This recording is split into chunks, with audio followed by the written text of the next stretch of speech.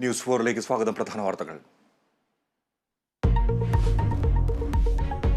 Karuvannur bank തട്ടിപ്പ് കേസിൽ ഇഡിയുടെ നിർണായക നീക്കം. ബാങ്ക് മുൻ സെക്രട്ടറിയും മുൻ മാനേജറെയും മാപ്പുസാക്ഷികളാക്കി. സ്വമേധയാ മാപ്പുസാക്ഷികളാകുന്നുവെന്ന് പ്രതികൾ കോടതിയിൽ.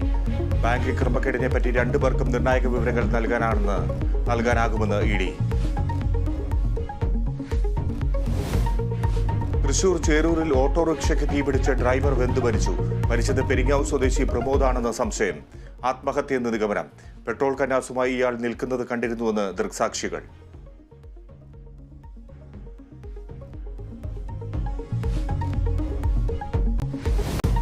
ആലപ്പുഴയിൽ യൂത്ത് കോൺഗ്രസ് പ്രവർത്തകരെ മർദ്ദിച്ച ഗൺമാനെ ന്യായീകരിച്ച് മുഖ്യമന്ത്രി. പോലീസ് തടഞ്ഞു. ആക്രമിച്ചത് കണ്ടില്ലെന്നും പിണറായി വിജയൻ. ആളുകൾ ചാടി വീഴാൻ ശ്രമിക്കുന്നത് കണ്ടു. അവരെ പോലീസ് തടയുന്നതും കണ്ടു. അതായത് എൻ്റെ വാഹനത്തിൻ്റെ മുന്നിൽ വന്ന കാര്യമാണ് ഞാൻ പറഞ്ഞത്. അപ്പോൾ സാധാരണ യൂണിഫോമിലുള്ള പോലീസുകാർ തടയുന്നതാണ് ഞാൻ കണ്ടത്.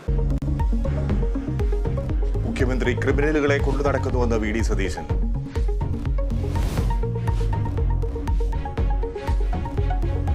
SFIയെ വെല്ലുവിളിച്ച് ഗവർണർ ആരിഫ് മുഹമ്മദ് ഖാൻ. വാഹനം തടഞ്ഞാൽ ഇനിയും പുറത്തിറങ്ങും. കാലിക്കറ്റ് സർവകലാശാല ക്യാമ്പസിൽ തന്നെ താമസിക്കുമെന്നും ഗവർണർ. സർവകലാശാലയിൽ കനത്ത സുരക്ഷ. ഗവർണർ കീലേരി അച്ചുവായെന്ന് CPM സംസ്ഥാന സെക്രട്ടറി.